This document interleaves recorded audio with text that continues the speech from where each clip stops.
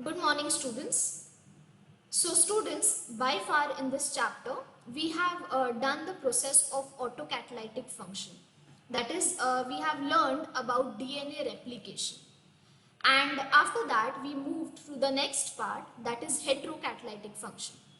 Now, what is heterocatalytic function? Heterocatalytic function or heterocatalysis is the process where the DNA, it directs the synthesis of some other chemical molecule. And this heterocatalytic function is divided into two parts. Okay, the first part is transcription and the other part, the next part, is translation. Now we have already studied the process of transcription where we have seen the synthesis of mRNA. Okay, this mRNA is synthesized by the DNA and the codes or the information which is present on this DNA, it is being transcribed on the mRNA. Okay, now in this part we will move to the next section of heterocatalytic function, that is translation. In this, the codes that are present on the mRNA, this will be translated for the process of protein synthesis. So let us start with the process of translation. So translation, it is a mechanism in which the codons of mRNA, okay, these codons are the codons that are being transcribed from the DNA, okay. So the codons of the mRNA are translated and specific amino acid in a sequence forms a polypeptide, okay. Now, due to the translation of the codes on the mRNA, specific amino acids, they form a complete sequence of a polypeptide. And this polypeptide is nothing but the protein, okay. And this protein synthesis, it occurs or it takes place at a site of the ribosome. So let us see it again. It is a mechanism in which codons of mRNA are translated and specific amino acid in a sequence forms a polypeptide on the ribosomes. So what are ribosomes? They are the site for the protein synthesis. Now this whole process of translation, it is intracellular. So it is known as intracellularly process. What do you mean by intracellular process? That means the whole process, it takes place inside the cytoplasm. Okay, that is in the cell. So that is how the name is being given, intracellular or intracellularly process. Now this translation part, it is divided into various steps. So the first step is activation of amino acids. Then the amino acids that are activated, they are transferred on the tRNA. That is transfer of activated amino acids on the tRNA. And these tRNA will carry these amino acids at the site of protein synthesis where the protein synthesis will take place. Okay, so there are three steps, that is activation of amino acid, then the transfer of the activated amino acid on the tRNA, and then the last part is the protein synthesis. Okay, let us study all these steps in details. Starting with the first step, that is activation of amino acids. Okay, so the amino acids that are present in the cytoplasm, they are present all around in the cytoplasm and they are present in the inactive form. Okay, now we know that amino acid, they are the basic functional unit for proteins. Okay, so for the formation of proteins, we need this amino acids, but we need it in the active form. That means for the production of protein or for the synthesis of protein, these amino acids, they have to be activated. And for the activation of these amino acids, certain things are required. Let us see what are the things that are required for the activation of amino acids. The first thing is ATP. So ATP is required as the energy currency. And then there is requirement of an enzyme, and the enzyme that is required for the activation of amino acid is amino acyl synthetase. Okay, so these are the two things that are required. So amino acid plus ATP plus the enzyme. So this is inactive amino acid. Okay. So inactive amino acid with ATP and the enzyme, that is amino acyl synthetase, they form amino acyl. And this amino acyl is an activated amino acid that is ready for the synthesis of protein. And this activated amino acid, it is written in this form. It is written as AMPE, where AA stands for amino acyl, AMP stands for adenine monophosphate, and E stands for the enzyme, that is amino acyl synthetase. Now students, one thing over here to be noticed is that ATP had 3 phosphates, that is it was triphosphate, and AMP, it is monophosphate, that is it is having only 1 phosphate. Now the 2 phosphates, the 2 inorganic phosphates are released in the process of activation of this amino acid. Okay, so first it was ATP and the enzyme, and after the activation, that is after the amino acyl formation, the 2 inorganic phosphates are released, and that is how this amino acid complex, it is called AAAMPE. Okay. Now the starting of this process of translation, it is done by the start codon, that is AUG.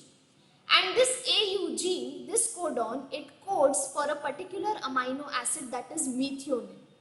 That says that methionine is the first amino acid that is coded in the process of translation.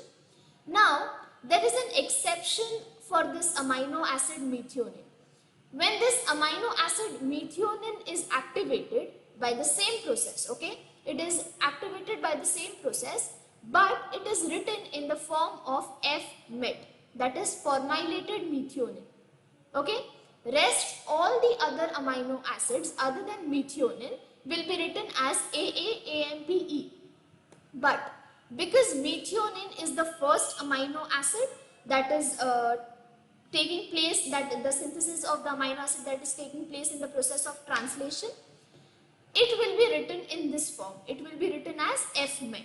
Okay, and the rest will be written as AAAMPE. Now, after this, after the activation of the amino acid, the next thing that takes place is the transfer of these activated amino acids on the tRNA.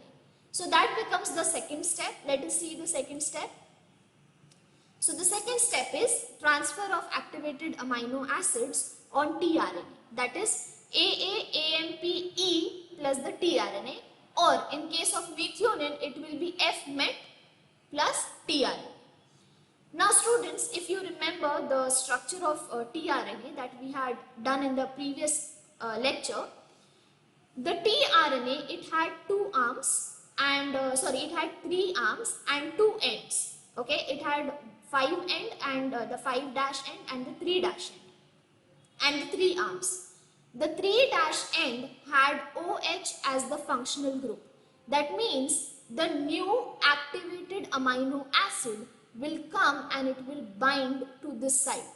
Okay, so what actually will happen? The D loop, okay, it will recognize the activated amino acid. The anticodon loop will recognize the site, that is it will read the codes on the mRNA, and that activated amino acid that is recognized by the D loop will come and it will bind on this 3' end. Okay, so as this amino acid, it comes and binds to this 3' end, the next thing that will occur is the enzyme, that is amino acyl synthetase, that was binding to this amino acid, it will be free, it will be set free, and the AMP, that is adenine monophosphate, will also be set free. So what is left? Only the amino acid, the amino acyl is left, the activated amino acid, which will bind to this site, that is the 3' or OH site of the tRNA. And this tRNA then will carry the activated amino acid to the site of the protein synthesis. That is, it will carry it to the next part, that is the ribosome site for the synthesis of protein. Okay, so by far what has happened?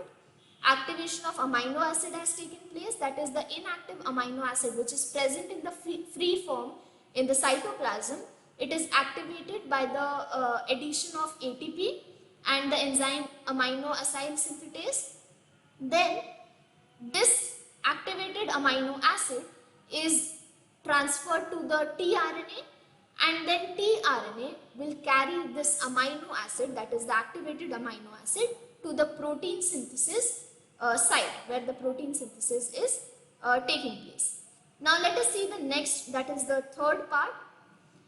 The third part is the protein synthesis. Okay, and this protein synthesis, it is again divided into various steps. That is, it is a complete long and a complex process, so it is being divided into various steps. Now the first step of protein synthesis is assembly of the ribosomal subunits. Okay, now this is the most important step that occurs at the start of the protein synthesis. Now we know two types of ribosomes, that is the 70S ribosomes and the 80S ribosomes. And these ribosomes, they have two subunits. One subunit is a larger subunit and the other subunit is the smaller subunit. Okay, the smaller subunit is the subunit where the mRNA will come and attach. Okay, and the larger subunit, this is responsible for carrying three sites. Okay, there is this E site, P site and A site. Let us see what are the three sites of on the larger subunit of the ribosome. So the larger subunit, it has three sites. First is the A site, that is this. This is known as amino acyl site.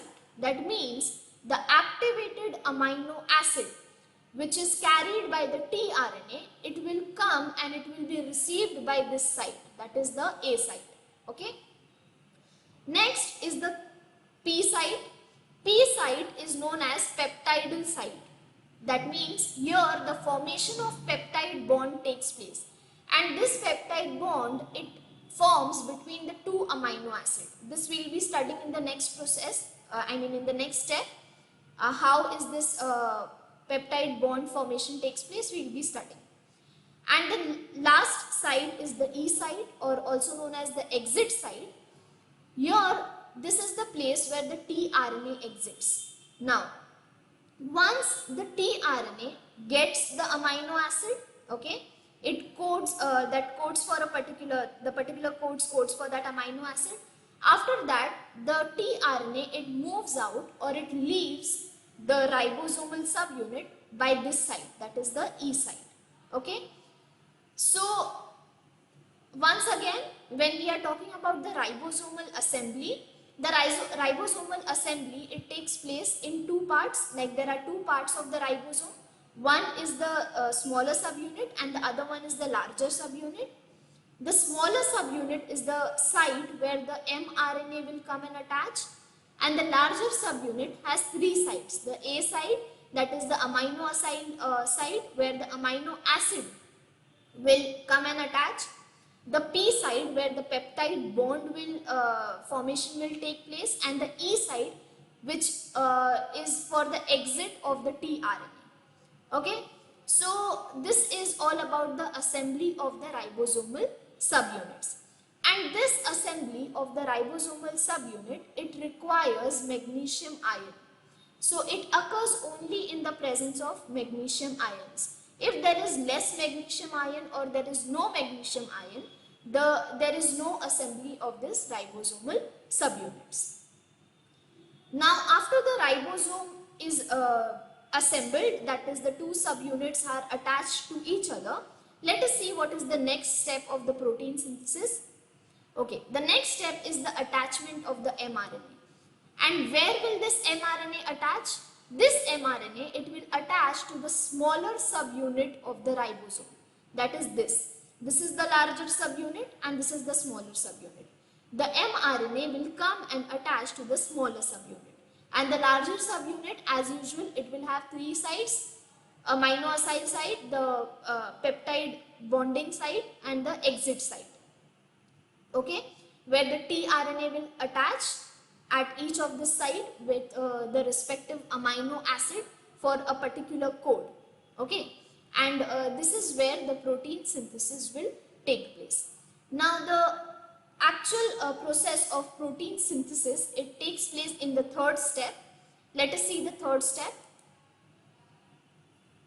Okay, the third step, it is the main part of the protein synthesis, that is the polypeptide synthesis, or you can say the protein synthesis. Okay, now after the ribosomal subunits are assembled, that is they are attached to each other, and the mRNA, it has come and it has attached to the smaller subunit of the ribosome. As you can see here in this picture, this is the smaller subunit where the mRNA has attached, and this is the larger subunit which is attaching with the three sides to this smaller subunit. Okay, so after this assembly is done, the three sides on the larger subunit, that is A site, P site, and the E site, will receive the codes. Okay, now as they start receiving the code, the first code is always received by the P site.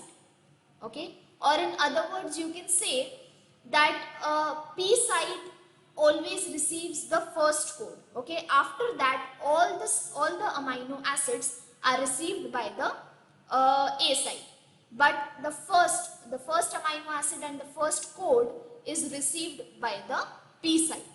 And which will be that code? It will be AUG.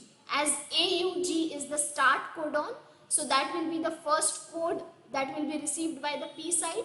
Okay, so here the P side, it reads the code AUG, and according to the code, okay, the tRNA, with the help of its anticodon, it will read the code and it will get that particular amino acid that is to be encoded by this particular codon.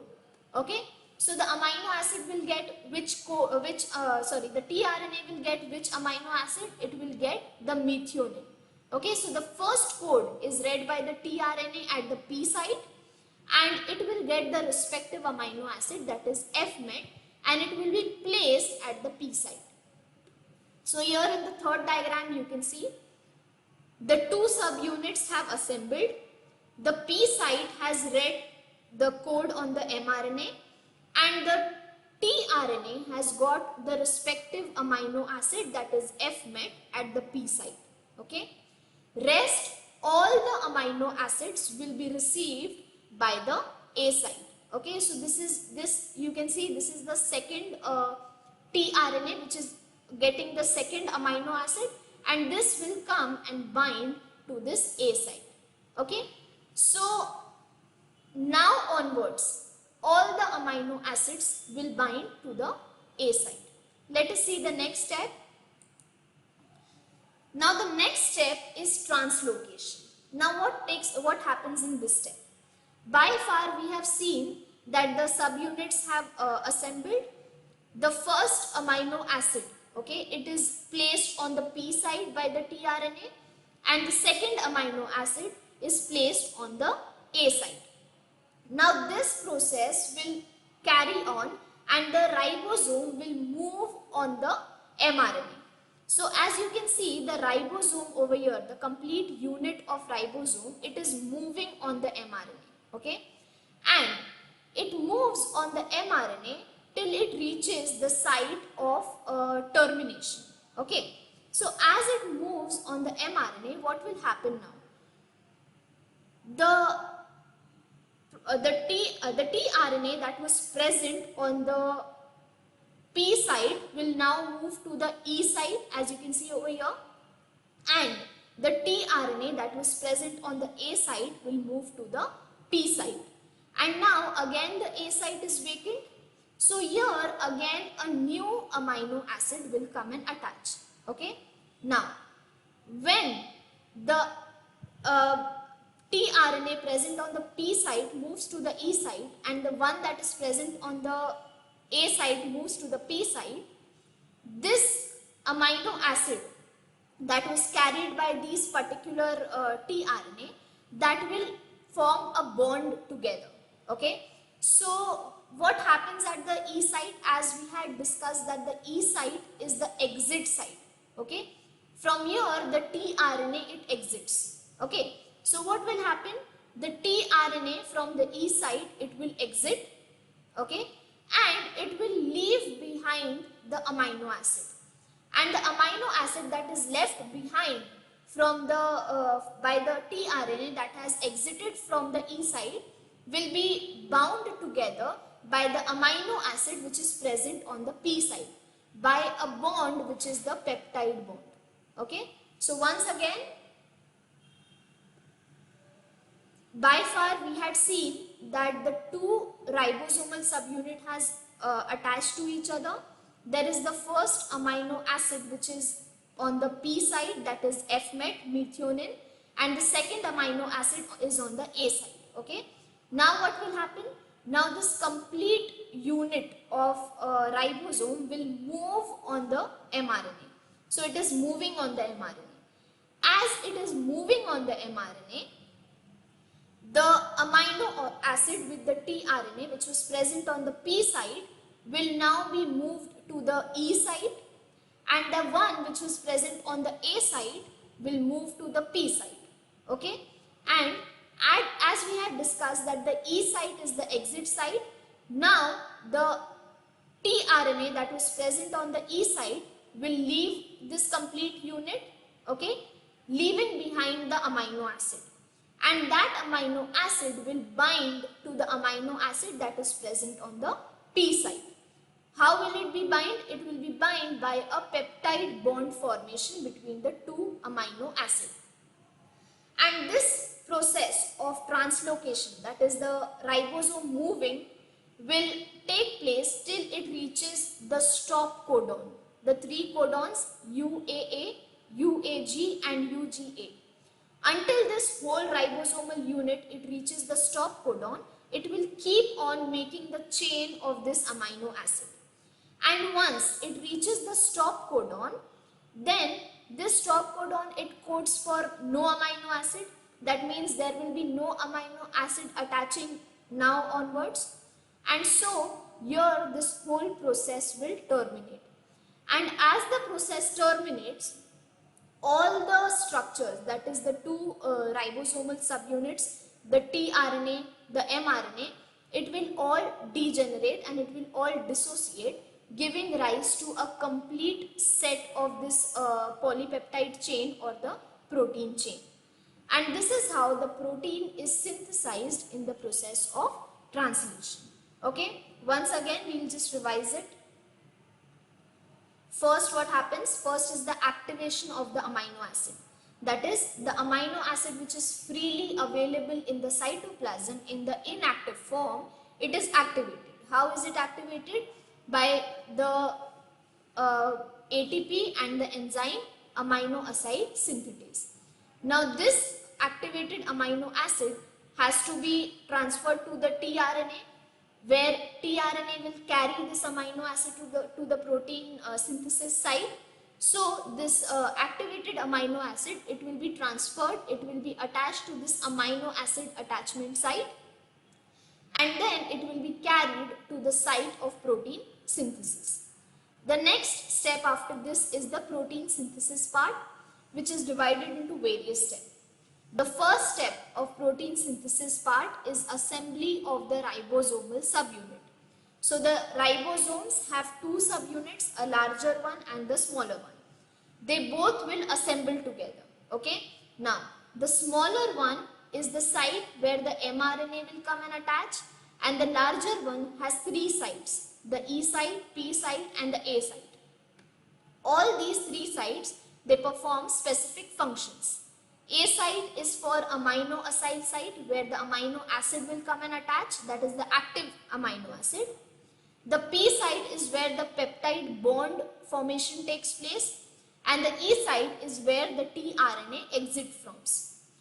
Now, after this two subunit has attached, let us see the next step, that is the attachment of mRNA.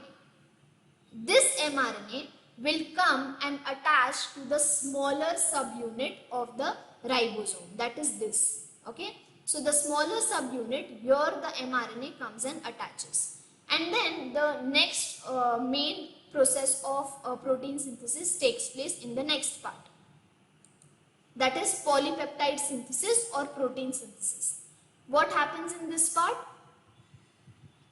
The three the three sites on the larger subunit will receive the codes. Okay, the codes are present on this mRNA. It will read the code, and the tRNA, after reading the code with the help of the anticodon, it will get that particular amino acid for the particular code. The first code that will be read will be AUG, because that is the start codon, and the amino acid will be methionine. Okay, so FMET will come and attach here at the P site. The first code is always read by the P site, and the first amino acid is always coming on the P site.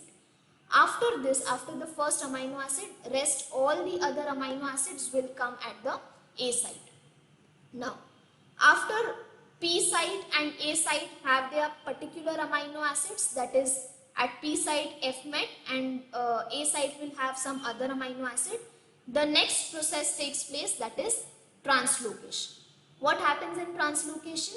Now, the whole subunit or the whole structure of ribosome, it will move on the mRNA, and it will move from the 5' end to the 3' end.